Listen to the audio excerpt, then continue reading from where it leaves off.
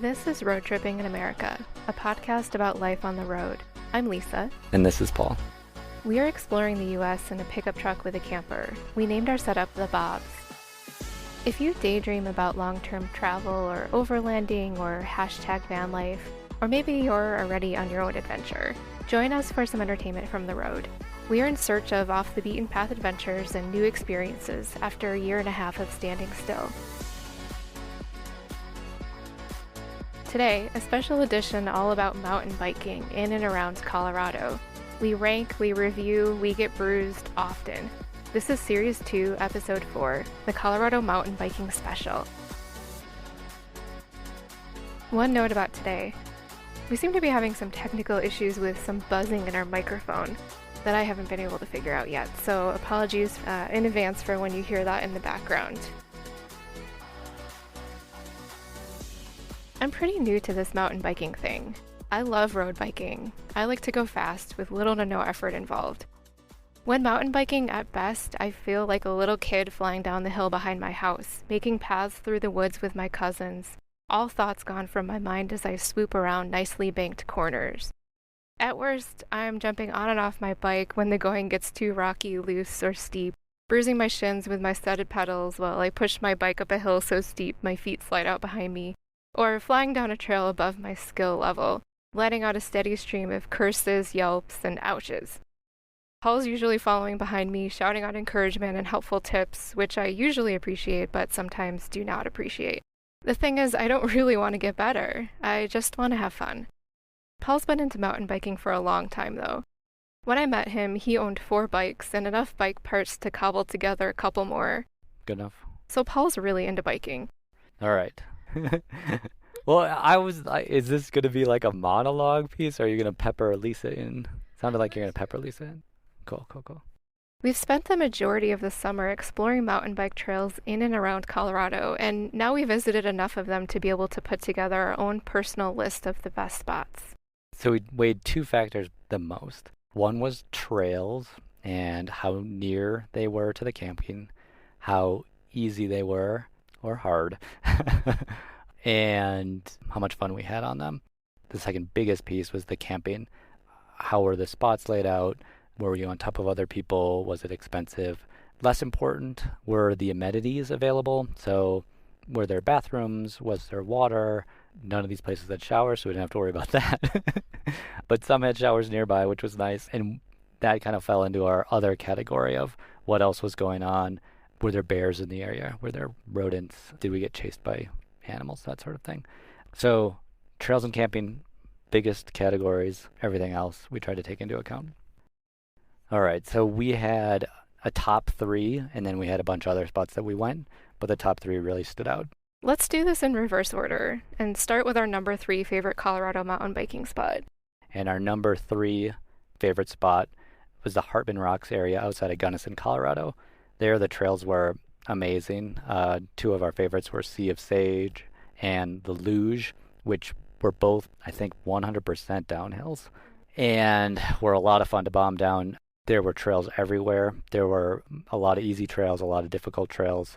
I think the only downside was that there were a fair number of motorcyclists, which is a little loud, but again, not that big a deal. I don't think we ever ran into one on the trail. We just had them around. Yeah, there was that little kid that... Oh, yeah. Dive off the trail. Some kids tried to kill us in a sweet way. So there was that one incident. But the trails were fantastic, and the easy ones were legitimately easy and fun, and the hard ones were easy enough to stay away from. We didn't entirely stay away from them. We ended up on a blue that was very steep, and yeah, I screwed up my finger trying to squeeze between 2 rocks that I don't think you could physically bike through. So somehow, some people make it. I did not make it. Lisa was wise enough to walk. So those trails were amazing. The camping was all designated dispersed, so there were labeled spots inside of this whole area that you could camp at, and you were not supposed to camp between the spots or anywhere else, and there were a ton of them. So it was easy to find a spot. It was easy to kind of be separate from other people. Other people were able to grab spots that were close to each other if they had a bigger group. All the trails were pretty close. It was just the The ones on the western side, the spots on the western side were maybe a little bit farther away from the main stuff, but the western side is where you want to come in. The it's the back entrance, and it's just way less eroded off and rutted and rocky. The main entrance was terrible.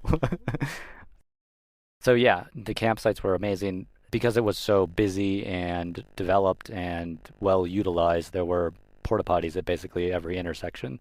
So every campsite was within walking or a short bike ride to a bathroom, which was nice too. In the town, at the main town park, you can fill up your water jugs and you can bring in plenty of water because there's no water inside of the area as far as we could tell. So if you're going to camp a few days, you bring in a few gallons because it's pretty hot. Yeah, we were able to fill up our big jug after we got it from Walmart and had plenty of water the entire time we were there, which was really nice. We didn't figure out showers in Gunnison. Maybe there's something. The other thing is that Gunnison has a Ace Hardware store that sells rodent repellent, which is a recommended thing to bring along. Because this is why I wasn't as big of a fan of it. Lisa, this is one of Lisa's favorite spots to be.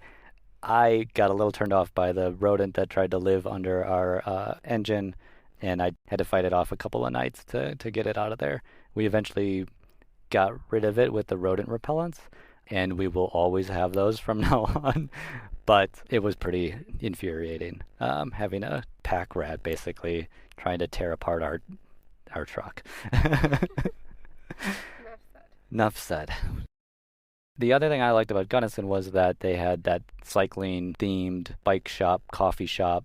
Double Shot Cyclery. They also had great t-shirts and drinks at night. Really fun place. That was really cool. So if you needed anything for your bike, you could get it there, but you could also just get a great cup of coffee and hang out and use their Wi-Fi and, take in the scene. Gunnison's got kind of a cute main street, and that coffee shop is definitely worth stopping at. Okay, what was our number 2 favorite Colorado mountain biking spot? All right. Our second favorite spot was the Thunder Trail system outside of Norwood, Colorado. There were fewer trails. There was 20 miles of single track and a gravel road that you could kind of piece things together with. There was more single track on the other side of the town that we didn't get to, but we ran into a ranger and he recommended it. So we'll have to go back there and check it out. But those trails were fun as well. And if you biked up into the area farther, you could generally take the single track downhill and ride uphill on the main road. There are 2 sides of the loops. One was more along the cliff into Naturita Canyon, and those trails were much rockier. I rode more of those than Lisa. We kind of just bailed on the one that we tried. The other side, the inland side, is just super fun, and you could ride it all day. You can ride it uphill and downhill. It maybe not run into anybody, because we didn't run into anybody at all. We saw some cows. There were other people using the trails. We saw them, but we never encountered anybody on the trails. We really just talked to that ranger guy who was super friendly and talking about defueling the area, which took us a cycle to figure out what that meant, or at least me. He's going to light some stuff on fire. You can cut all that out if you want. Yeah. So those were the trails. They were also really well labeled, and they had super nice maps at every intersection, so you always kind of knew where you were, and you could see if you wanted to veer off your planned route and check out something else. There were a couple of really tricky sections, but some of them even had bypasses, and in general it was just really pleasant, fun single track. So Norwood had designated dispersed campsites too. Again, free. Gunnison was free. So that just means that 6 sites were labeled, hey, you can camp here. After that 6th site, you could keep going up the dirt road and try to find another site. We only found 1 or 2, and we stayed at that other site, I think 2 nights, and then we stayed at an official site 2 nights.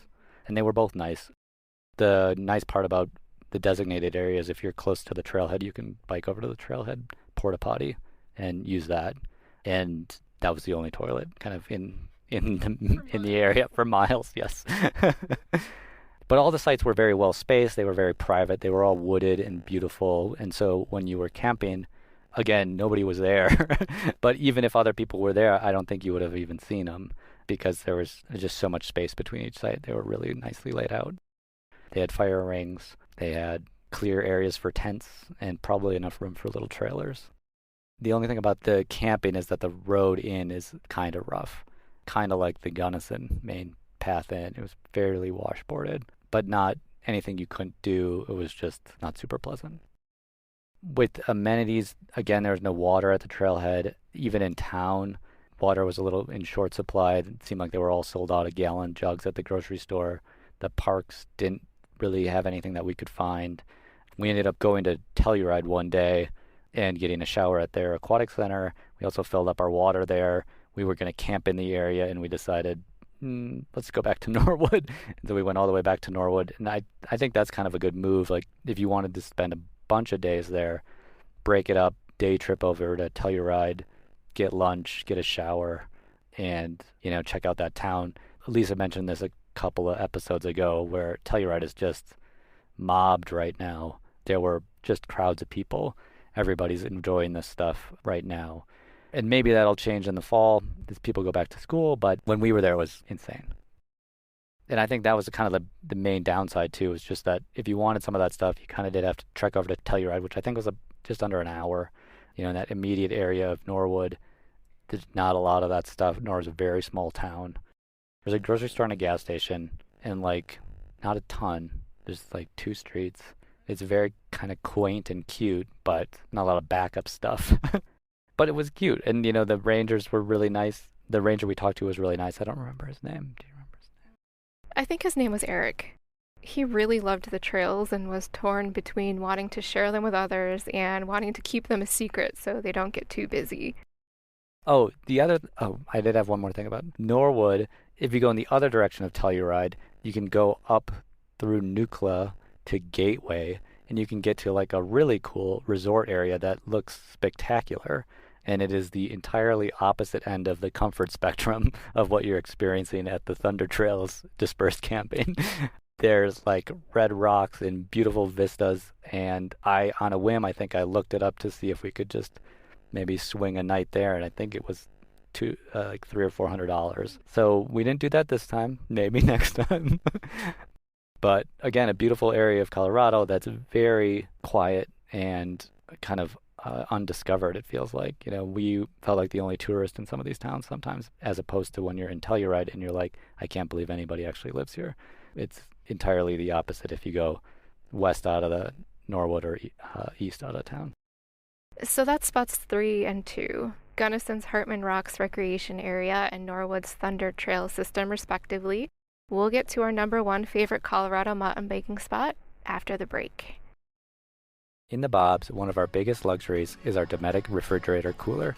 It keeps our food and drinks cold, and we never need to buy ice. It's a game changer. With our Dometic fridge hooked up to our solar panel and battery, we can have cold beer for days. Our supply just doesn't always last that long. Check out all the options at Dometic.com. If you use our link, roadtrippinginamerica.com/Dometic, DOMETIC, we earn an affiliate commission for our podcast, and you pay the same great price, and you'll never have to buy ice again either. Welcome back. Okay, so what is the number 1 spot? Are you ready? So number 1, this is definitely my number 1, and Lisa's grudgingly number 1. No, don't say grudgingly. Well, you definitely liked Gunnison. Top 3 for both of us. My undisputed number 1. Lisa's very close to that position. What's the area called? Turkey? Turkey Springs Trail System. The Turkey Springs Trail System outside of Pagosa Springs. So, again, dispersed camping, lots of mountain bike trails. The trails were fantastic. Like Gunnison, they were almost endless. So you could ride for days and never go down the same trail. You could piece together different loops and have all sorts of variety. I thought it was Turkey Springs. Or chicken. All right, Turkey Creek. Turkey Springs. Turkey Springs. I thought it was Turkey Creek. No. I thought I looked it up. 1 second. Where is it? Turkey Springs. Is that what you said? Yes. Yeah, you're right. No shit. All right, Turkey Springs outside. What was I saying? Oh, the routes. Yeah, virtually endless loops. The trails weren't too bad. The blues were, I think we ended up on a couple blues and they weren't insane. They were just a little rockier. So tons of trails. The trails are also open to OHVs and stuff like that. So, Gunnison had motorcycles allowed. In Pagosa Springs, you could drive like a side-by-side or a four-wheeler. Not on all the trails. So they definitely had some trails. That comes into the camping situation maybe more because the noise factor. The camping around Turkey Creek was dispersed just like the other spots, just not designated.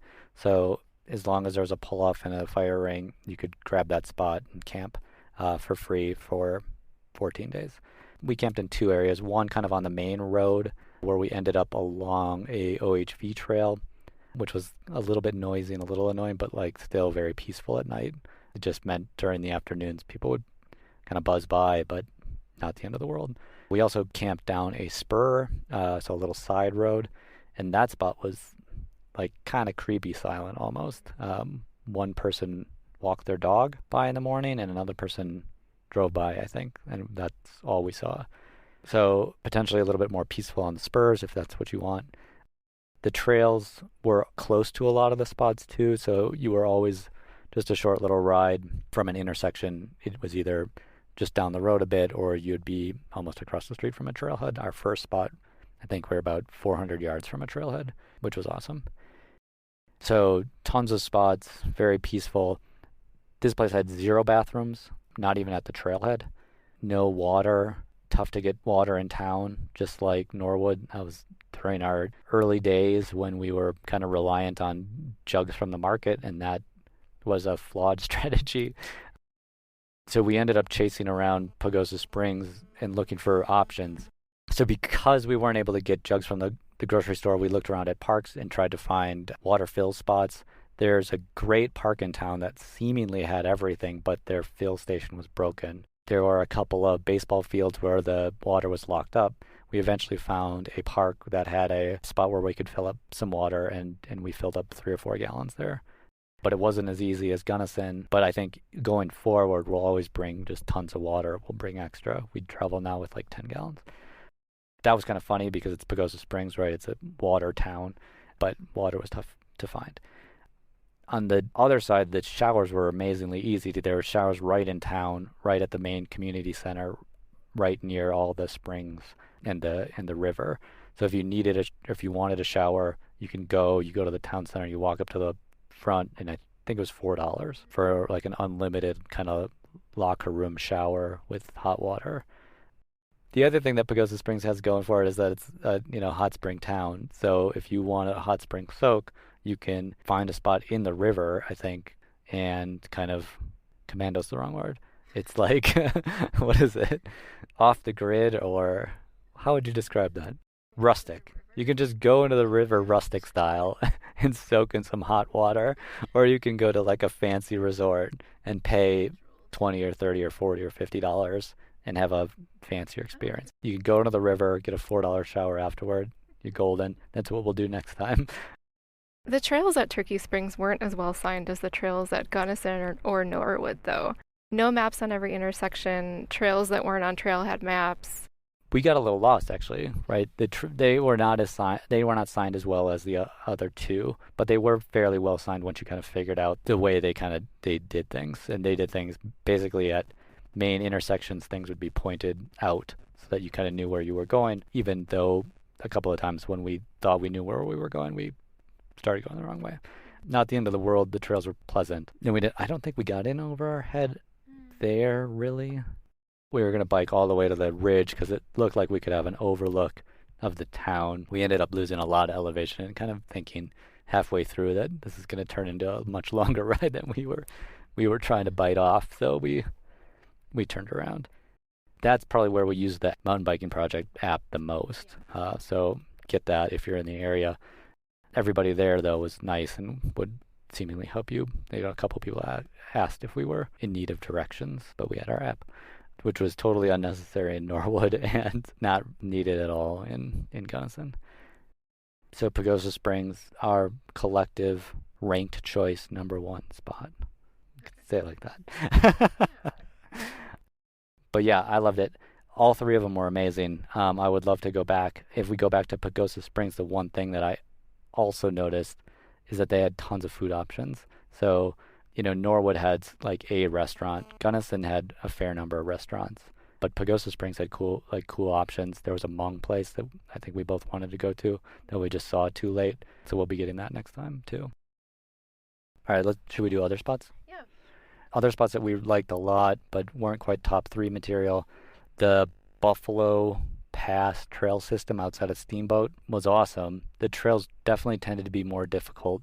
The trickiest one is probably the one that just bombs down from the top into town. It's like 7 or 8 miles of downhill, kind of like the expert level trail in the area. Looks like a lot of fun. Maybe one of us will do it next time. You definitely want to ride it downhill because you lose a lot of elevation. And it's actually a one-way trail, which is really nice. So there's 2 trails next to each other. One is a 2-way, and the harder one is dedicated down. The camping in that area is a little trickier. They had some dispersed spots, but they were very unlevel and kind of just on the side of that mountain. The better spot to camp is in the Dry Lake campground where it's $10 a night, which is pretty cheap. But in that campground, there's an active bear. We saw it when I was riding. I came across some very fresh bear poo.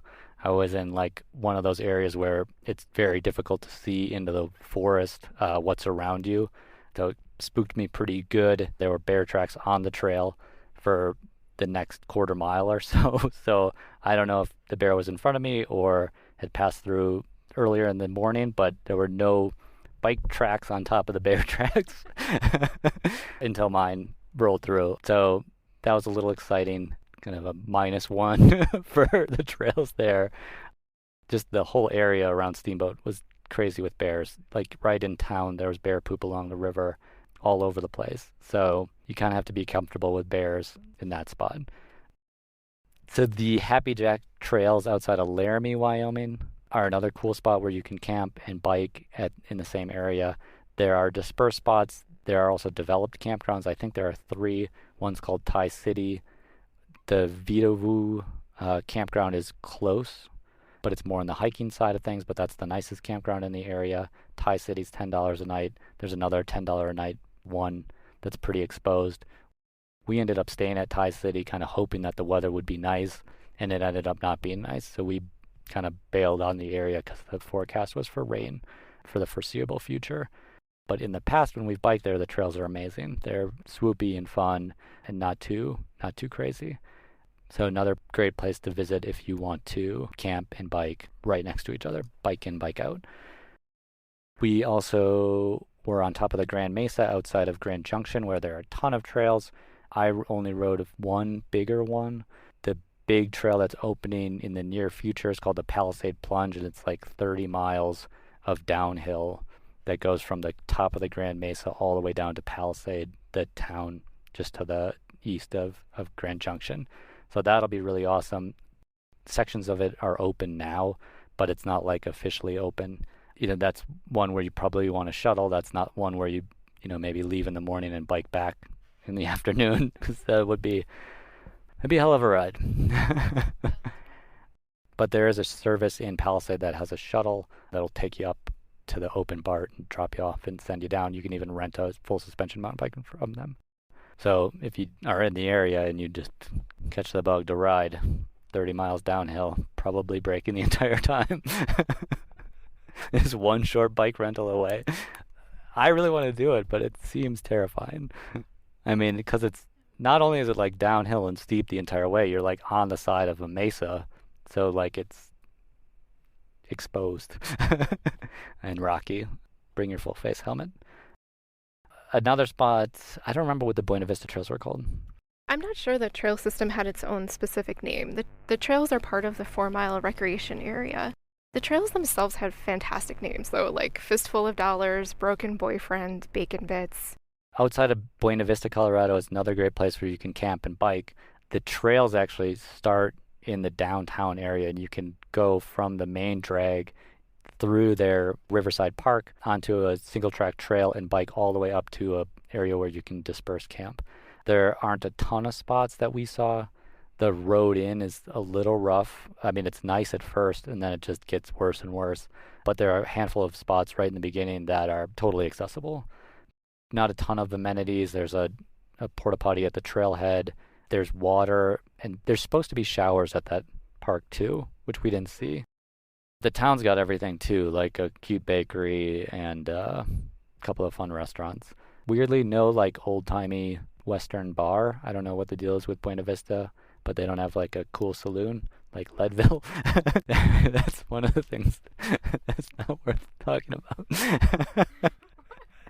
like only I care about that. Like I just think that every town should have like an old-timey saloon, especially a Western town. So the best thing about the Buena Vista trails is just the views. When you're up on the trails, you're across the valley from the collegiate peaks. So you have these amazing views of perfectly formed, exactly how you would draw them mountains. Like the collegiate peaks are beautiful mountains, and you have wonderful views of them from the trails. The trails themselves are kind of tricky, not a ton of easy trails, but the intermediates were a little they were maybe a little bit, they were tricky, but still fun. I think they were kind of at like my max level and maybe just a little beyond Lisa, so Lisa didn't have as much fun. What else? We have a couple of spots that are on our list of places we want to go. One is Leadville. We've passed through Leadville a couple of times. We've camped in the area only one night. It seems like a high potential spot. We really like the town itself, and they have the perfect old-timey saloon called the Silver Dollar Saloon, and it's what every Western town should have, or what should aspire to have. So yeah, we want to ride more in Leadville. The tricky thing about Leadville is that's at 10,000 feet, so like you're just way up there, and we've definitely seen that the higher elevation spots are tougher to bike in just because there's less air. And even though we've lived in Fort Collins for a number of years and we're kind of used to some of this, it's still tough when you're up at like 8,000 or 9,000 feet trying to bike up to 9,000 or 10,000 feet. The other spot is outside of Cortez. There's an area called Phil's World, which has supposedly really cool single track. I've wanted to ride there for years, but we've just never quite hit it right. And we don't have the camping figured out in that area. So we might have to, set up camp a little ways away and drive over to the trailheads, which is, not as convenient as Hartman Rocks or Turkey Creek or Thunder Trails, where you can camp right next to the trails. Phil's World's very popular though, so I don't know if it would even work, but we got to get there sometime. The other tricky part about Cortez and that area is that it's just very hot. So when we were in the area, it was over 90. I think it was getting into the 100 some days, and it's tough at that temperature if you are in a camper that the sun holds all the sway over the temperature inside of it, right? We can open the windows and fight off some temps, but we don't have air conditioning, and biking when it's 100 is tricky anyway. So we got to come back in the fall or the spring and check out Cortez.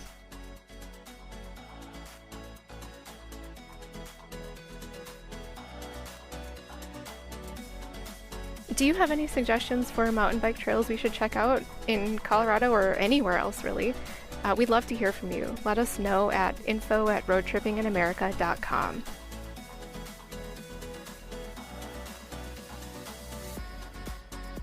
Next time, we really will get to the budget update and our days spent roaming around Dinosaur National Monument that we promised last time. Until then, check out our website, roadtrippinginamerica.com, for more. If you are enjoying this podcast, please share it with a friend who's also into travel, overlanding, or van life, or mountain biking this time. Thanks for listening.